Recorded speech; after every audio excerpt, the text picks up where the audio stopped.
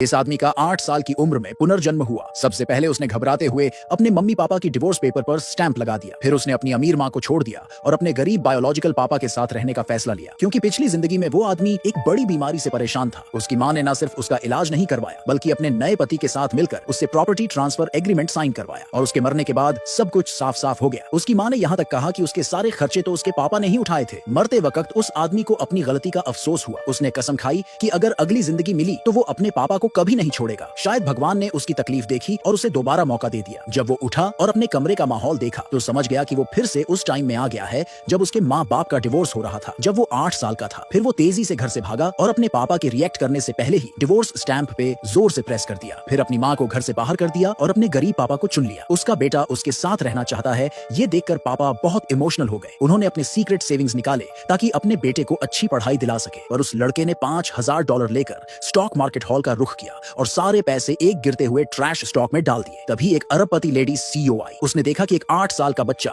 Stocks में पैसा लगा रहा है। उसने सलाह दी कि बेटा पैसे वापस ले लो और घर जाकर पढ़ाई करो, क्योंकि वो स्टॉक बहुत खराब परफॉर्म कर रहा था। लेकिन लड़के ने कहा कि बाहर जल्द ही वॉर शुरू होने वाली है और ये गोल्डन स्टॉक जरूर ऊपर जाएगा। लेडी सीईओ खुद एक फाइनेंशियल एक्सपर्ट थी, इसलिए उसको लगा बच्चा स्टॉक्स की समझ नहीं रखता और वो उसे अच्छा स्टॉक सजेस्ट करना चाहती थी। लेकिन उस लड़के ने मना कर दिया, चाहे वो लेडी कितनी भी बड़ी एक्सपर्ट क्यों ना हो। लेकिन वो छोटा लड़का तो रिबॉर्न हुआ था और अपनी पिछली जिंदगी की मेमोरी के साथ उसे पता था कि ये स्टॉक लगातार 10 दिन तक ऊपर जाने वाला है। इसी कॉन्फिडेंस में उसने फीमेल सीईओ से बेट लगा दी, अगर ये स्टॉक ऊपर गया तो सीईओ को उसके पापा से शादी करनी पड़ेगी। फीमेल सीईओ ने बिना सोचे मान लिया। बस उसने शर्त रखी कि अगर लड़का हार गया तो वो फिर कभी स्टॉक्स में हाथ नहीं डालेगा। उसी टाइम उसका पापा भागते हुए आया। असल में पापा ने वो $5000 उसके पढ़ाई के लिए दिए थे, पर उन्हें क्या पता था कि बेटा वो पैसे स्टॉक्स में इन्वेस्ट कर देगा। पापा को डर था कि बेटा कहीं सारा पैसा बर्बाद ना कर दे। लेकिन लड़के ने सीरियसली उन्हें समझाया कि ये स्टॉक ना सिर्फ उन्हें करोड़पति बनाएगा, बल्कि शायद उन्हें एक खूबसूरत बीवी भी दिला देगा। अचानक से लड़के की माँ और उसका रिच बॉयफ्रेंड भी वहाँ आ गए। रिच बॉयफ्रेंड ने लड़के का मजाक उड़ाया, कहा कि ये छोटा बच्चा ट्रेडर बनने की एक्टिंग कर रहा है। उसने खुद एक दूसरा स्टॉक खरीदा जो कि मार्केट में अनफेवर्ड था और प्रेडिक्ट किया कि लड़का अपना सारा पैसा गवा देगा। लेकिन लड़के ने कहा सिर्फ 5 मिनट में मेरा स्टॉक ऊपर जाना शुरू कर देगा। रिच बॉयफ्रेंड ने उसकी बातों पर यकीन नहीं किया। फिर उन्होंने भी बेट लगा दी, अगर लड़के का स्टॉक ऊपर गया तो बॉयफ्रेंड और माँ को आकर माफी मांगनी होगी और घुटनों पर बैठना होगा, वरना लड़का और उसका पापा